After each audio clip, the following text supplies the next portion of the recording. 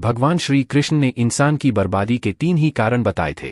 मनुष्य की बर्बादी के ये कारण आज भी की सटीक है।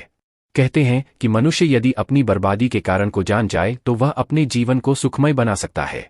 गीता में भगवान श्री कृष्ण ने बर्बादी के इन 3 कारणों पर विशेष बल दिया है। भागवत गीता के बताए गए मनुष्य की बर्बादी के ये 3 कारण आज हर मनुष्य को जानना चाहिए। यह कोई मैं नहीं बता रहा बल्कि गीता में ऐसा वर्णन मिलता है। क्या आप जानते हैं कि मनुष्य की बर्बादी के 3 कारण कौन कौन से हैं? यदि नहीं तो आगे हम इसे एक कहानी के आधार पर जानते हैं। प्राचीन काल में एक शाही परिवार में एक लड़के का जन्म हुआ। कम उम्र में ही शाही ठाट से दूर गुरुकुल में भेज दिया था। गुरुकुल में यह बालक सबसे होनहार था। उसने वेदों और शास्त्रों का अध्ययन किया। गुरुकुल में अभी उसकी शिक्षा समाप्त भी नहीं हुई थी कि उसके माता पिता और सभी भाई बहन प्राकृतिक आपदा में मारे गए। शिक्षा समाप्त करने के बाद इस बालक ने प्रण लिए कि उसका सारा जीवन लोगों की भलाई में ही बीतेगा। अब इस सन्यासी ने अपनी सारी महत्वाकांक्षा त्याग दी। वह सांसारिक वस्तुओं को छोड़कर हिमालय की जंगलों में चला गया। उसने लंबे समय तक तपस्या की। धीरे धीरे इस सन्यासी की चर्चा सभी जगह होने लगी। उस राज्य का राजा बहुत ही क्रूर व्यक्ति था। राजा ने सन्यासी से भेंट करने की ठानी, जिसके बाद राजा उस सन्यासी से इतना प्रभावित हुआ कि उसने अच्छाई की राह पर चलने की ठान ली। राजा मन ही मन सोचने लगा कि अगर ये सन्यासी मुझे चंद मिनटों में ही इतना कुछ बदल सकता है तो यदि ये मेरे पास रहने लगे तो मेरी जिंदगी ही बदल जाएगी। इसके बाद राजा ने सन्यासी से अपने साथ चलने के आग्रह करने लगा। सन्यासी इसके लिए मान गए और राजा उन्हें साथ लेकर महल में चले गए। वहां राजा ने सन्यासी को शाही कमरे में भोजन करवाया। सन्यासी ने राजा का धन्यवाद किया और जाने की आज्ञा मांगी, जिस पर राज ने कहा, आप हमारे बगीचे में हमेशा के लिए रह सकते हैं।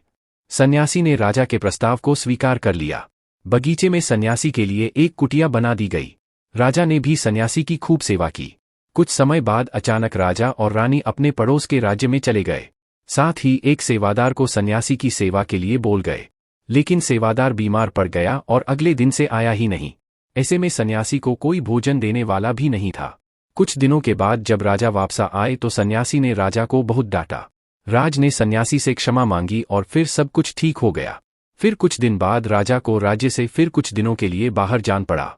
इस बार राजा ने रानी को आदेश दिया कि जब तक वह आते नहीं तब तक राजा को किसी प्रकार की दिक्कत नहीं होनी चाहिए। जिसके बाद रानी हर रोज भोजन पकाकर सन्यासी को भेज देती। अगले दिन रानी नहाने के लिए गई और सन्यासी को भोजन देना भूल गई। जब भोजन नहीं आए तो सन्यासी सोच में पड़ गया कि और वह खुद महल में जाकर देखा। सन्यासी की नजर रानी पर पड़ी। उसने रानी के अद्भुत रूप को देखकर चकित हो गया।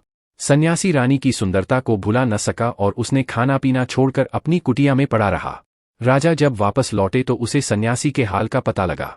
राजा ने जब सन्यासी से ये सब पूछा तो उसने कहा कि मैं रानी की अद्भुत सुंदरता का कायल हो गया हूँ। इस पर राजा ने सन्यासी से कहा कि आप मेरे महल में चलिए, मैं रानी आपको दे दूंगा।